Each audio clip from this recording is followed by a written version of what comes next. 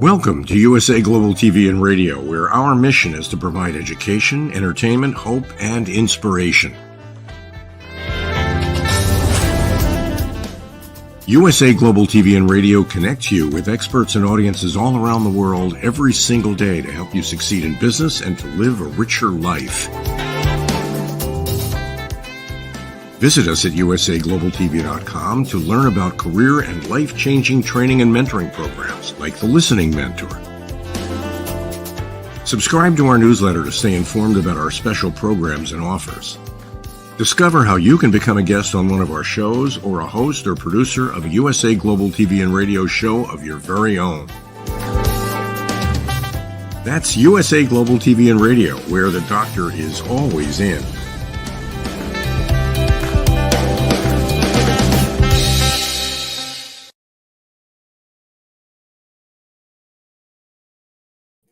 Good day, good evening. Welcome home to USA Global TV and Radio. I'm Dr. Jacalyn Kerbeck, and we're coming to you live from our studio in New Jersey in the United States of America. Our show today is the United Kingdom News and Culture. And of course, we are excited to explore episode 68 with you, our wonderful global audience, and our panel of experts. Let's welcome them to the show. Joining us from somewhere in Texas, allegedly, it's DIANN FLOYD BOEHM. Hello. Hi, it's great to see you, Dr. Jacalyn. It's great to see you too. I say allegedly because we know that you're always on the move, DIANN. I think that car that you have is on automatic. Do you have a driver driving you all around this beautiful country? No, well, myself or my husband, but I love to see the world. So the country is so beautiful. So why not get in the car and go, right? Absolutely. Well, we don't want you to drive over to the UK. Hopefully you'll fly there because the drive might be a little inconvenient over the waterways. Yeah, I don't understand why we don't have a channel going to the UK. I agree. You and I would be over there all the time. So let's bring out our friends, our expert correspondents from the United Kingdom. Joining us first, it's Helena Chard. Hello, welcome. Hello. Thank you. Lovely to see you. Yes, and we all want you to come to the UK very soon. Absolutely. We are working on it. Hopefully it can be this year or not. I don't know, DIANN. We're still putting it together. So let's see what happens. Let's also welcome Mr. Ian Pelham Turner. Hello. Good afternoon, everyone. It's another wonderful day in London, slightly overcast, but still sunny. And the world and London is thriving. Yay! Yay, that's good news. We're glad to hear that. We'll hear more about that in a minute. And welcome, Mr. Hobble Along, Simon MacDonald. Welcome to the show. Yes, okay. I know I can take it. Yes, I'm still hobbling about now. Actually, managed a few paces without the crutches today, and I didn't fall over flat on my face for the first time. So congratulations. Thank you. But it's a lovely, lovely day here again as well. I think summer has really come in now, so that's it. So everybody's happy, everybody's out cutting their grass, except for me. I can't cut my grass yet, but I can drive a car. So I'm allowed to go out and drive again. The doctors seem to be sort of happy with the fact that I've got an automatic, and it was my left knee that was done. So there we go. We're mobile. Well, we're glad to hear that you are on the mend, and you look quite charming as always. So thank you. Flattery gets you everywhere, you know. Well, it's nice to be together, all of us again. And I just have to say from the beginning, when you all came and said, let's do something together to really celebrate the partnership and the longstanding history between our countries, I never thought that we would be going this strong and this long, but it's all because of you. So thank you to our wonderful panel. Yes, thank you guys. We love you. And thank you. We wouldn't be here without you. Well, there's been a lot in the news over here about different royal members, and I'm sure that you've seen it, but what is the latest and greatest, Helena? Okay, well, there's so much going on, and I think I may know what you're talking about, but I'm actually going to start off with what's been happening over the last few days. So since 1949, the Mental Health Foundation has been the UK's leading charity for everyone's mental health. And This week, anxiety is the theme of Mental Health Awareness Week 2023, and it's very much about preventative measures, making sure that obviously that improving mental health is one of the key priorities that the government takes on board, and also society as a whole. And it's been lovely to see the royal family, mainly at the moment the Princess of Wales, visiting a few places, and she visited the Dame Kelly Holmes Trust, and this was actually to mark Mental Health Awareness Week. This was yesterday, and she looked absolutely fabulous as always in this wonderful sunny yellow jacket and white, and she turned up to speak to children, I think from St Catherine's School. The trust, which is a charity, is based in Bath, and it's the head hunch is Dame Kelly Holmes, who's an Olympic gold winning athlete over here, and it's a fabulous idea that she's got, which is she's got her fellow sports people as well that come in and speak to young people, and the whole idea is that every young person needs someone to champion them, and lots of young people get help from this initiative. And it just the whole idea is obviously sports people have this wonderful winning streak, and it sort of filters through into these young people, and it's a wonderful, wonderful cause. But I think the lovely thing about it is the Princess of Wales, she opens up the floor to these young people. So everyone was firing questions at her, and she really normalized everything. She was very relaxed and answered every question, which was lovely. They were asking her, how does she feel being a royal, etc. And she sort of said, I didn't ever think or dream this would happen to me. I fell in love with William, and it's a learning curve being a royal each day. And she talked about how, her things that she finds difficult, which was very interesting, because it humanized everything, which is really lovely. Anyway, so it was a wonderful, wonderful day, and she really marked the week.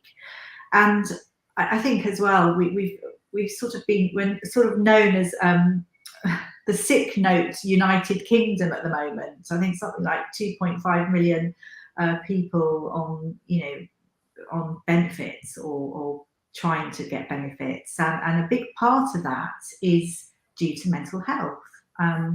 So when you start thinking about it, it's just so important that everyone keeps talking. And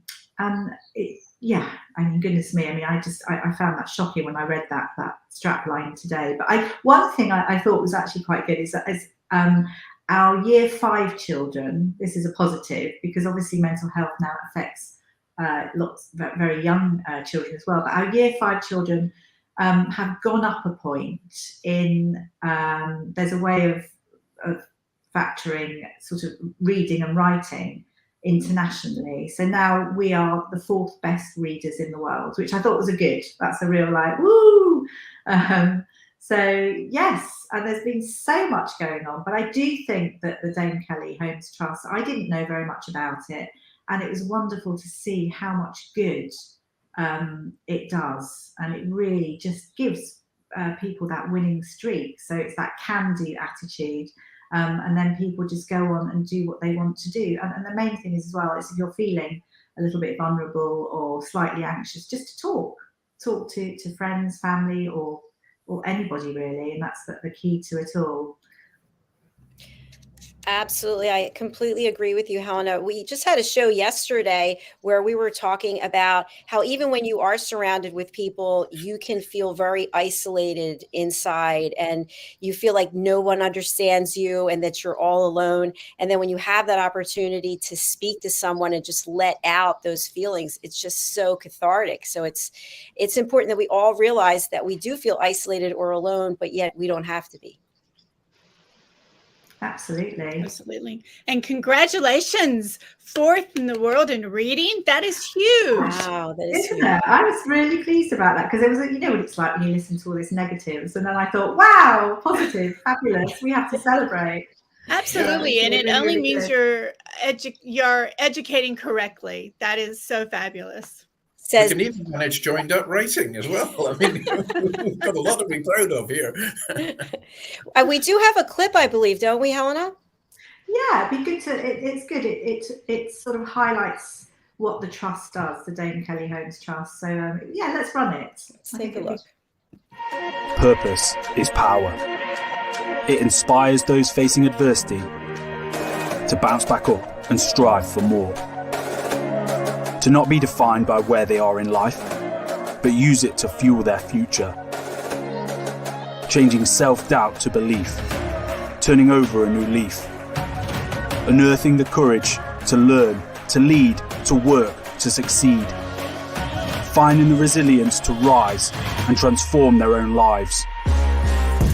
Inspired by world-class athletes finding a new purpose beyond sport, beyond finish lines, final whistles, trophies, medals, cups and glory. To help write new stories. Promoting well-being, creating leaders, fueling passions, boosting belief. When someone believes in you, it's incredible what you can do. Where there's purpose, there's power. To change minds and mindsets, attitudes and self-worth, prospects and futures, hopes and dreams. In these trying, turbulent times, don't let all that potential get left behind. Who they can be tomorrow begins with what you do today. Purpose is power.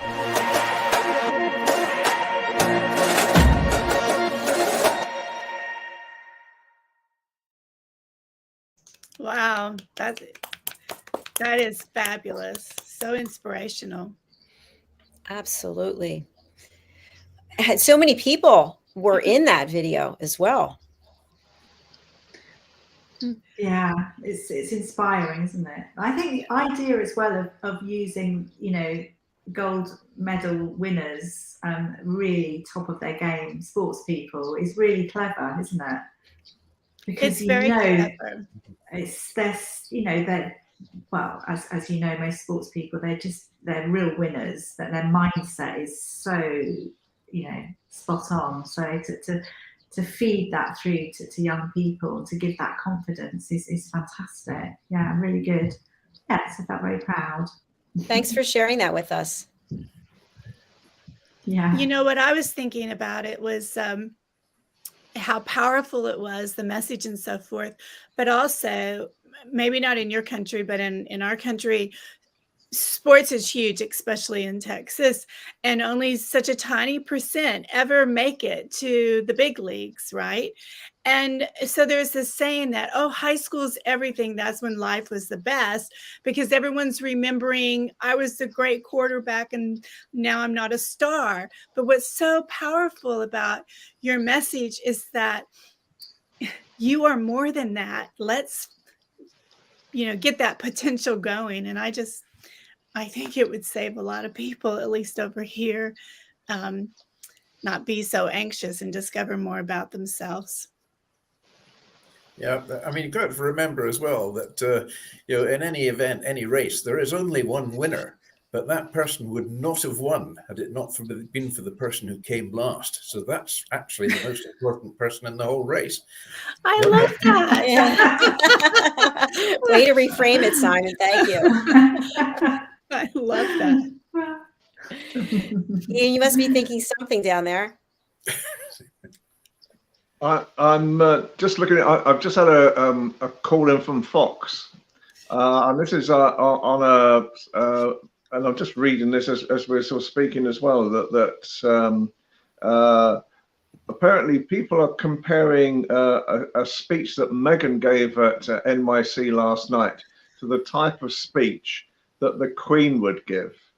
At the moment, they're asking a quote from me on that. But can I read a little bit of what she said?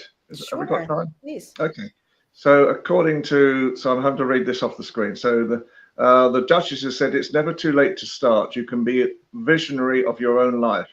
You can charter a path in what you repeat in your daily acts of service, in kindness, in advocacy, in grace and in fairness, that those become the very things that are recognized by the wave of women, both young and old, who will also choose this moment to join the movement and make our vision for equality a world reality.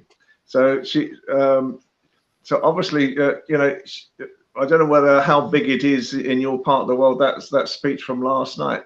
I mean, it's an interesting sort of thing that they're asking at the moment is what they're trying to say is, has Meghan really given the same type of speech that the Queen would have given years ago? I'm not, and Helena may sort of have a bit more of a thought on that as well. To memory, I can't remember too much about equality when it came to the Queen talking about that in that such a positive manner. But I'm sure the Queen would have supported, advocate, you know, that type of feeling for women in Britain. And so it's interesting that that Meghan is using that same philosophy and that same powerful message in America. See, I find, well, one, I don't agree that is a similar speech. I think it's quite a standard speech that you would give. And I get it, of course, and also cheerleading or women that speak out and various things, but not to forget that Meghan married Prince Harry and sort of married into the royal family and gave up her life as it was to be a royal. So there's sort of some kind of oxymoron there, I feel. I just feel that, you know, does anyone take what I'm saying? Does anyone understand where I'm coming from? I think I think, you know, obviously things have changed and they've pulled back now from the royal family. I get it, but she did that for a fair while, and now it seems, yeah, I find that strange, quite frankly.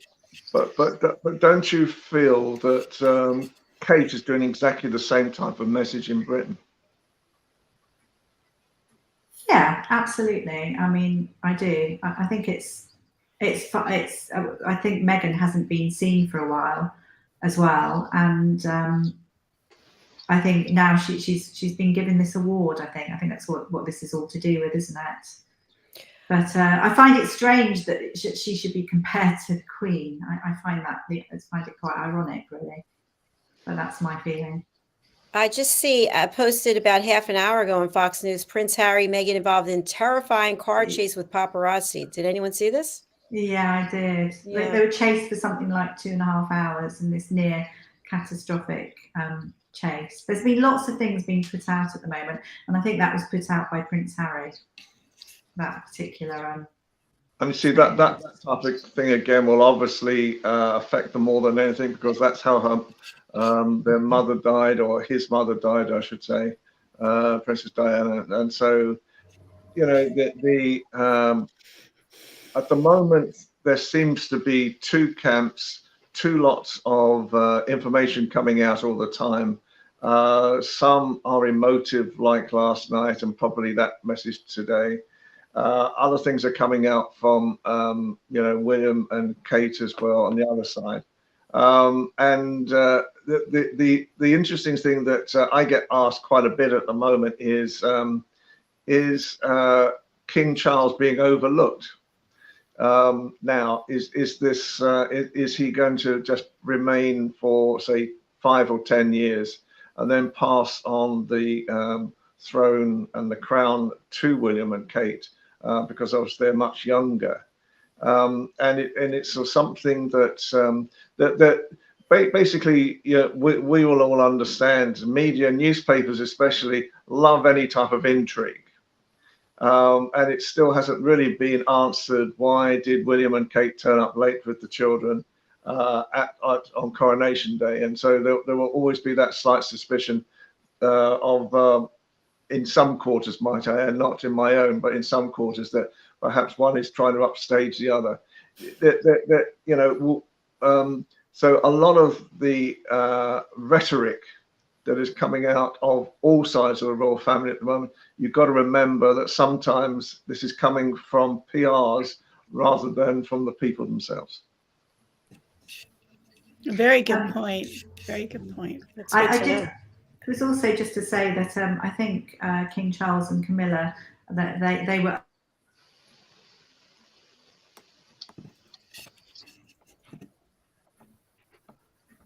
Oops. I missed what she said. Yeah, I think we've lost Helena for the moment. Okay.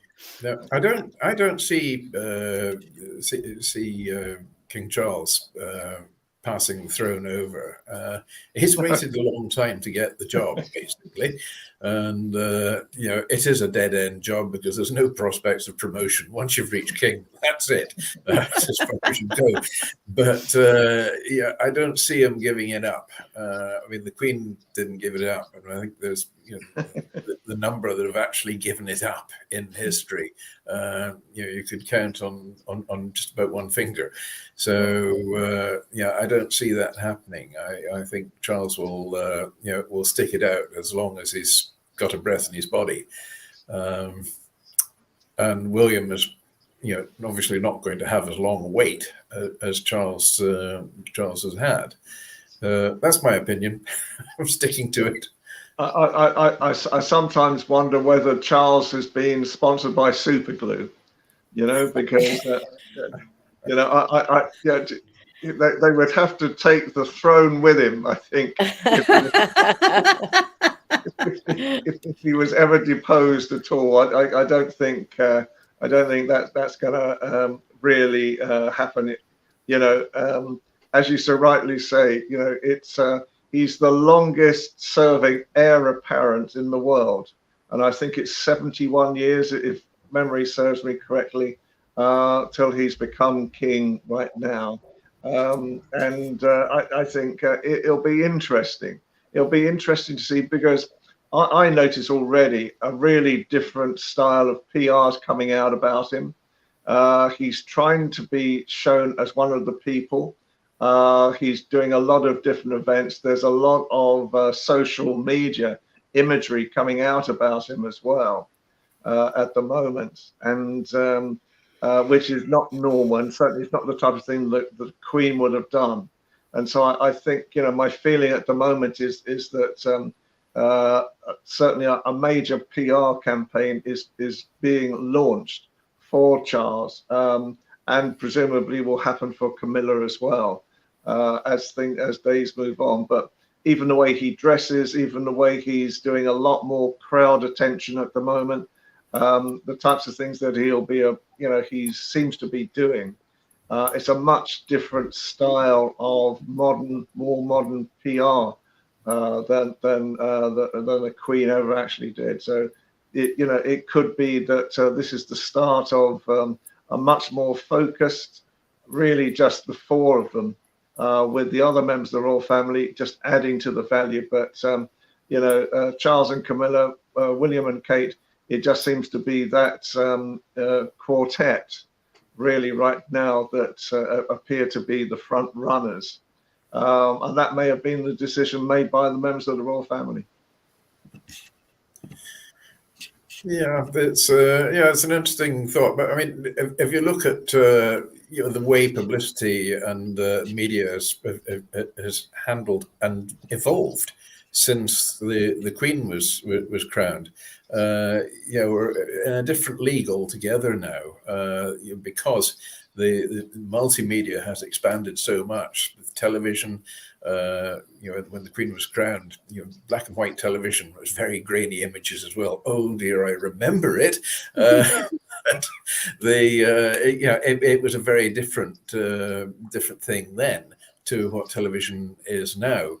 Plus, of course, you've got all the other social medias like Facebook and TikTok and all the rest of it as well. So the scope for the media is much greater than has ever been before, and it is constantly evolving. So this is where I think there is a big difference in it now to what it was then. So I think it would be focused more on the monarch at that stage. Now it's more to the family, but then the family has been shrunk, as we were informed it was going to be. But the media is still evolving around it.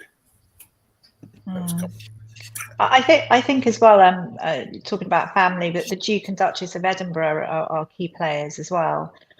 They've been very, very hardworking over the years, and I think now have been given more of centre stage, and are representing the royal family. In fact, they've been doing things, I think, each day, so they equally are as involved.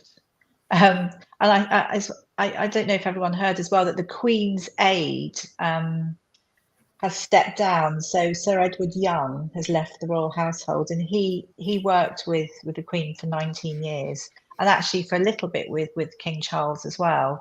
But he is the person that basically clashed with Harry, and he was supposedly one of the main people that prevented Harry and Meghan being part-time royals, and also had something also to do with the permanent police protection situation, which I know Prince Harry's won the right now to appeal to the Home Office to get that back. But it's quite interesting because you sort of think he's stepped down.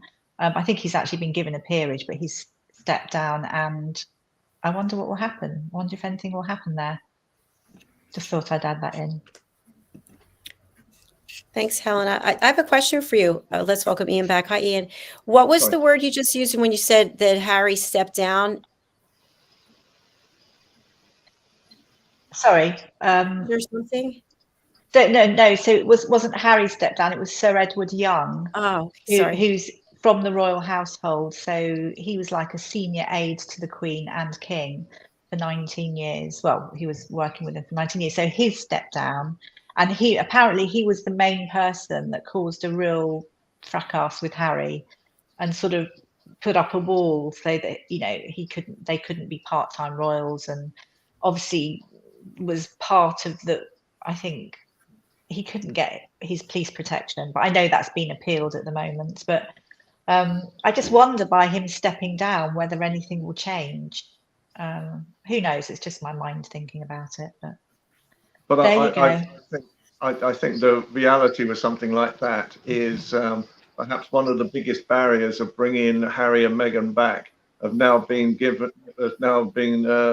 taken away, and you could find that perhaps sometimes a lot of these advisors some came from old school, and I think it could be that this is he probably been asked to resign rather than by design to resign, so that there could be a way forward again, and I hope so, because as I keep on banging on I want to see a completely united royal family, because we need it to promote Britain across the world.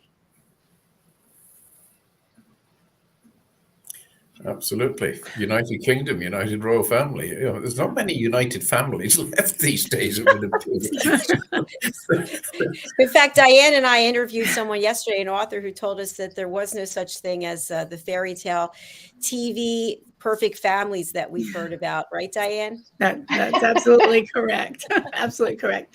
But I thought Sarah Ferguson said it so well, that you can't be half and half, But I think, DIANN, even with that, you've got to remember everything that's coming out of all these mouths right now have a fallback as well, and the reality, what she is saying is, why isn't Andrew being given a role? Because in reality, what I thought was very unusual, that that Andrew was wearing robes during the coronation, and Knight of the Garter robes, which he's allowed to do because obviously he's a Knight of the Garter. But Harry was not allowed to wear anything at all, and in reality could only wear a suit. He wasn't even allowed to wear his military uniform. And so, in some ways, why was a prince who's been really removed in disgrace in such a way be allowed to wear one thing, and why was Harry being not allowed to wear something as well? So sometimes it almost smacks of double standards. Thanks for sharing that, because I wouldn't have known that about the robe thing. So. I wouldn't have either. But you've said it though, Ian. You just said it. The robes of the garter he's allowed to wear, as anybody is allowed to wear. But obviously he's stepped down, as Prince Harry has. Hence the reason why he couldn't wear military. Hence the reason why Harry couldn't. So no, but there's a difference, and the difference is, in my eyes, Andrew was removed because of the allegations against him, and he was stripped of everything. So if he was stripped of everything, like Harry has been stripped of everything other than a title, why was he allowed to wear those robes at the coronation? Yeah, it's just Because perhaps the right of the garter. That's it. You can't be stripped of that particular honour.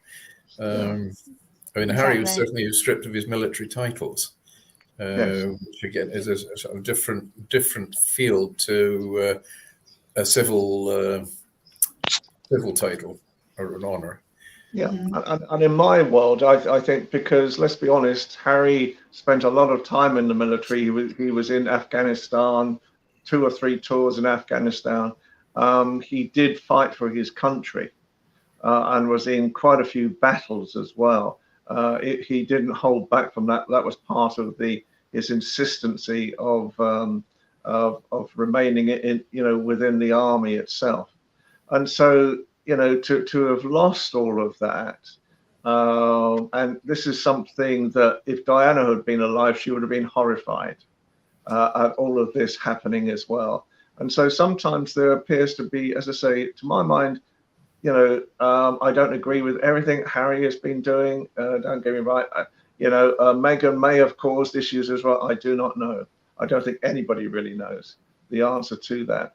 But I think for him not to have been allowed to have worn a military uniform that a large percentage of the military in Britain would have backed him with, compared to a large percentage of the military asked for Andrew to be stripped of all his military titles. I just think that there's a double standard there somewhere. Gosh, I absolutely disagree. I love this. And I also don't agree that all the military would have been there saying, "Oh yes, you can wear your military outfit." I don't think so at all. I think they're actually really put out and quite mad with him for various reasons. I mean, just one, talking about killing certain members, just things that you just wouldn't do. I don't think so. I know that Ian obviously desperately wants it all to work, but there are rules in place for a reason, and he's no longer a working member of the royal family. It's as simple as that. But let's just see what happens. Yeah, it could all change. There's opportunity. There's opportunities and there for things to change, but they have to want to as well. So there you go. There you go. I appreciate this discussion. I just wanted to mention, Ian, we do have some images that you wanted to share today. Do you still want to go forward with that? Yes, please, if we can. For me, I mean, I with Helena, I totally agree with both sides. I understand it.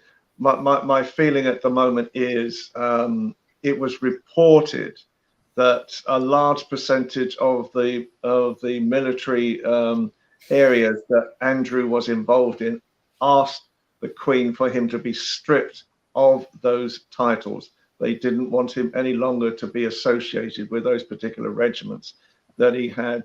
I think he was colonel-in-chief with some of them. But the thing that I would say with Harry especially is that obviously with the Invictus Games and all the things that he's done for military after that have been seriously injured as well, I think I would say personally, Harry carries the most amount of gratitude by the military for supporting military people after the event and giving them an opportunity to shine across the world.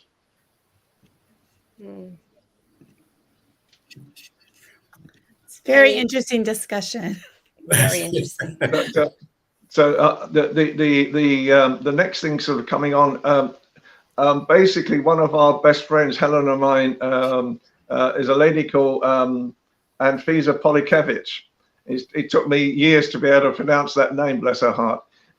And she is Ukrainian, but she came to Britain before the Ukrainian war, and then brought her family over as well. So she's got a wonderful story in her own right, and she's the most incredible photographer as well. But she knew that Helen and I had an interest in royals, and the other day she was in what we call in Britain a car boot sale, and she bought an incredible amount of royal memorabilia, I suppose, historic memorabilia, that she found on one table, and when I started going through it with her as well, I agreed. I mean, it's most incredible because some of the newspapers, and these are realistic, these are the actual newspapers of the date of certain historic events going back to 1935. Some of them are in tatters, but some of the imagery that's come out of it was exciting. And I think just before we came on air, we were just talking about the Queen wearing what looks like a hijab. It can't be. I don't think it could be called a hijab, but I don't know whether we can show that image, because first of all, I wasn't sure whether or not that was the Queen or not. And it was obviously in a royal publication. There's about 24 magazines and newspapers and I can't remember which one this has come from at the moment. I've been out all day, so I've only just got back in. So, but looking at something like that, it reminds me, and Helena, when we both were working on the history of real children. We were doing a major exhibition 10 years ago, waiting for Prince George to be born. And we found this photograph of Queen Elizabeth, or Princess Elizabeth, I should say, when she was 2 years old, creating a sandcastle on a beach. And we wondered, how did this happen and how did this work? And I think this photograph of the Queen, presumably she was, I would have thought she must be princess still, looking like that. I mean, I wonder how it was taken and why did she wear something like that? So I throw that question open. She looks like she's a nun. Yeah, I was about to say, I think it possibly is. I can't quite gauge how old she is in that picture. She looks like a teenager to me, which is obviously Princess Elizabeth. But do you think she could actually have a nun's outfit on, and she could be doing, because she was known, wasn't she, for her pantomimes and things that she staged. I mean, it almost looks like she's either in Windsor or Balmoral walking through. I mean, she could be just about to do a stage show with her sister and a few colleagues. I don't know.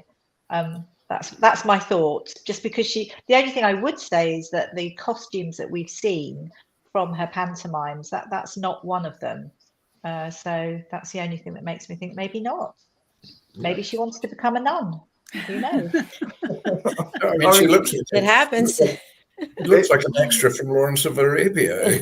That's just me. I mean, yeah, and it's the most, it's one of these intriguing photographs that occasionally can be thrown up.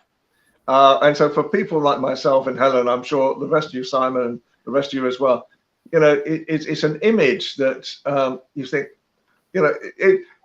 modern today, if that image came up today in a newspaper today, everyone would think it's just artificial intelligence and they've created something to cause an effect in some way. But it can't be that, because artificial intelligence is only a new thing. It can't be artificial intelligence. And I take Helena's point, and that's a good point. It could be a pantomime, but I think the pantomime pictures that both Helen and I have seen, they were things much more fanciful, if you like. And I can't remember the pantomimes that they did, but I don't think, I don't think the Queen Mother would or King George VI would have accepted a photograph of their daughter being photographed like that, in a pantomime. I don't know. I mean, it's intriguing, and it's one of those wonderful things that we may never. I'm going to go back through all the periodicals, find it again. I should have read. You're quite right. I should have read what was written about it as well. But all it was just a standalone image on one of these pages of a magazine. So I presume this is not a fake picture, because it looks like it's I don't know, about 1947, something like that. So it's just it's a talking point, but to people like myself and Helena, and I'm sure the rest of you, we just find it fascinating to sometimes the most incredible images will turn out, just literally be just part of an old newspaper or an old magazine.